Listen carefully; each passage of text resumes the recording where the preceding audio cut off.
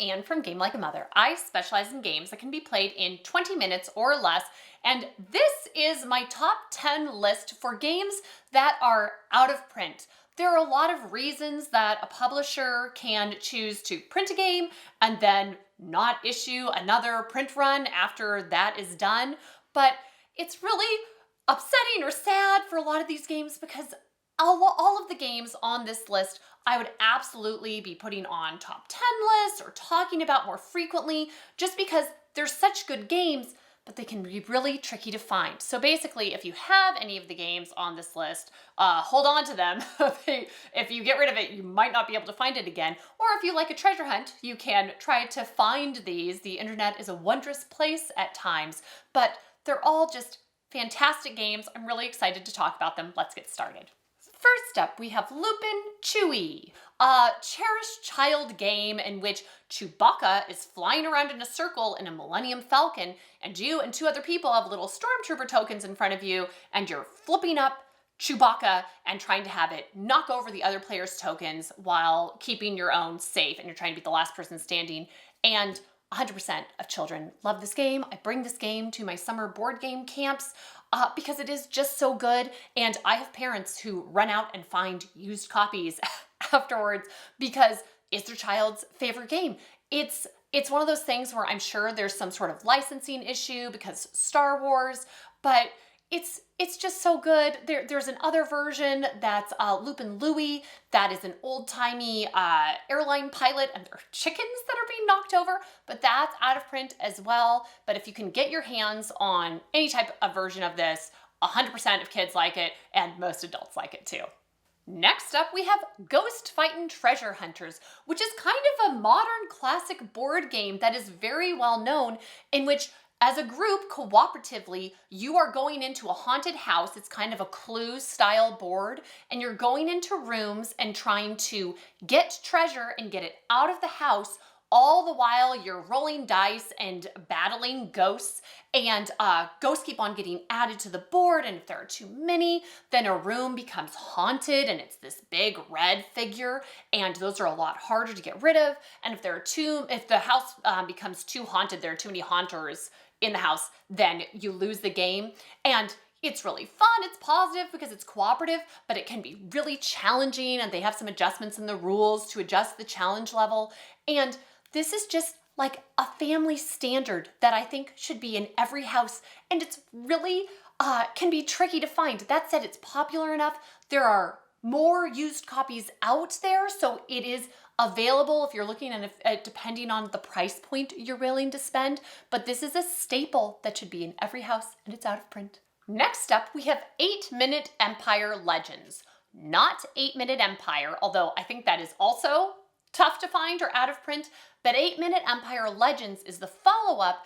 It's a game that is kind of like Risk meets Small World, in which you are trying to conquer the world. You are trying to have the most armies in different spaces on this board, and you're moving them around, but you get to claim cards by your actions are determined by the cards that you choose. You're buying them off of a grid like you would in Small World or Canvas if you've played Canvas.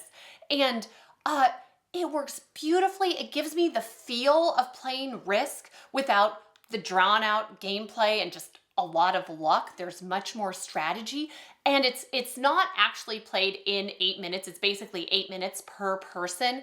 And this was my husband's and my go-to lunch game for a while, and it would take 16 minutes to play an action-packed strategic game where we felt like every move really mattered and we were conquering the world. And it's still one of our favorites to play together, and it just boggles my mind that it is not, I can't find a copy anywhere. I think there are more copies of 8-Minute Empire, which is okay, but they fixed some of the little problems and strategy for 8-Minute Empire Legends, so it is just a seamless, beautiful gaming experience, and I can't believe it isn't more readily available.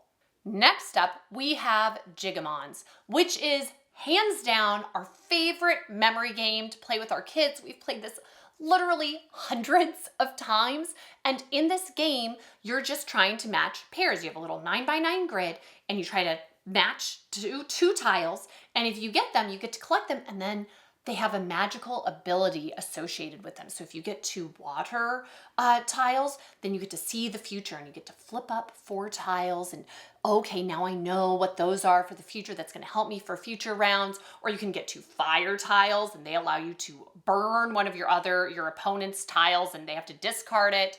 And you're doing this until you take turns until you get 3 of a kind, and then you get a Gigamon, and if you get 3 Gigamons, you win the game. It's really simple. It's so fun to play, and this last year, it won the Kinderspiel des Jahres in Germany, so I thought, oh, great, that means hopefully they'll republish it everywhere because it has more interest, and in the US it'll be more readily available. Nope, you still can't find it anywhere, which is very distressing because, no kidding, best memory game.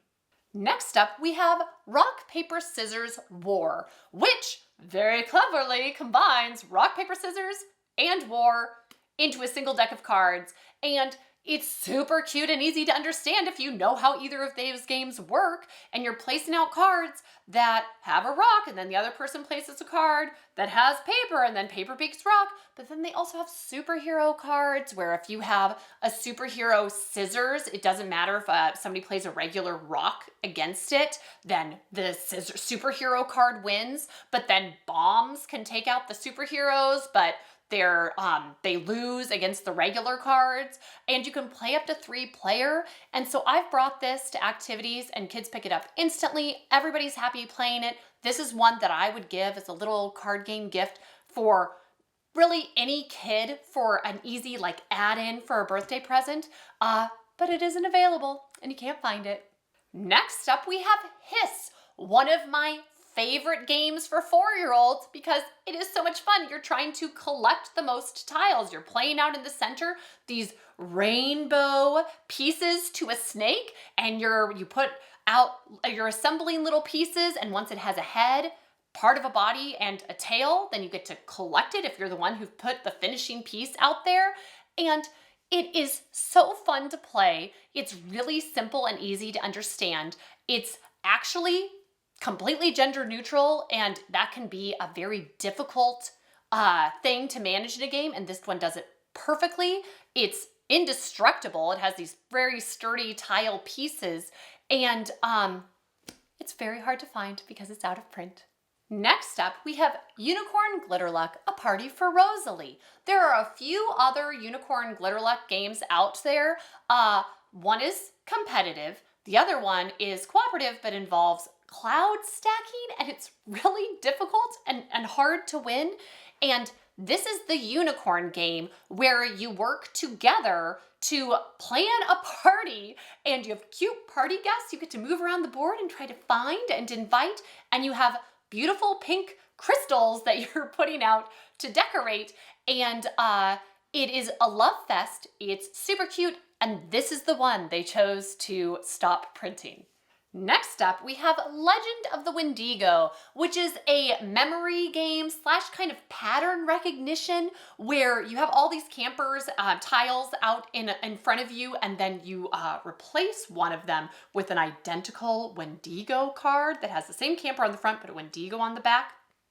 And what you do is whoever is playing as the Wendigo will move the Wendigo and have it make another camper go missing every night, and everybody else is trying to figure out which one is the Wendigo. And so you kind of, each of the campers have different traits, and you're like, okay, there are 1, 2, 3, 4, 5, 6, 7 ones with red scarves in this area, and 5 with yellow scarves over here, and these few all have this expression on their face. So if something gets moved, you can kind of figure out which one it is and pin it down and figure out who the Wendigo is. And it was such a fun twist on a memory game, such a great theme. This is my daughter's Girl Scout troops, one of their favorite games to play at campouts. And so it is a little bit of a hardcore legend. I looked it up, and it's pretty intense. There's some cannibalism involved. So maybe it's okay. That aspect was maybe a little much for a children's game, but it didn't bother my daughter's Girl Scout troop, and we continue to play it at campouts. Next up, we have Draw 4 Dig for Dinos. And this was my go-to dinosaur game with my dinosaur-obsessed oldest son when he was 5 years old. And you have all these tiles you lay out and you flip them over, and it feels like you're going on a fossil hunt, or you're at a dig site. And you flip over tiles, and some of them give you special abilities. Some of them are bad and they do negative things to you. Some give you special bonuses and you get to flip over extra tiles, and you're trying to get all of these dinosaur fossils, and you can collect full fossils of dinosaurs, and there's a bunch of pieces that you put together with different tiles. And on one side, it just shows the skeleton or the fossil of the dinosaur, and then if you flip it all over, it's a very colorful, fun version of the dinosaur, what it would have looked like. And this was just so perfect for that age level and what type of game he wanted to play. And we have a lot of dinosaur games, but I still have not found anything else that quite fills that niche so perfectly. And finally, we have Martian Dice. This is a push your luck game in which you are rolling tanks, death rays, humans, cows, and chickens. You are a Martian who's trying to collect as many humans, cows, and chickens as possible, but you're having to watch out for the tanks, and maybe you use some death rays to get rid of them along the way. And I have only played this on Board Game Arena, and after playing it, I thought, this is fantastic. I want this game. And I ran out to find it, and I can't find it anywhere at any price, which is just ridiculous to me. So this is the one that I personally am looking for, and I don't get it. It's reasonably popular enough. It's on Board Game Arena, so just print some dice and let's get it going. So that's it for my top 10 out-of-print games. At least they keep on printing new games, and there's always new games coming out that I'm really excited to play. So hopefully that helps fill the hole in my heart that these games have left behind. So that's it for me today. Thank you so much, and I'll see you next time from Game Like a Mother.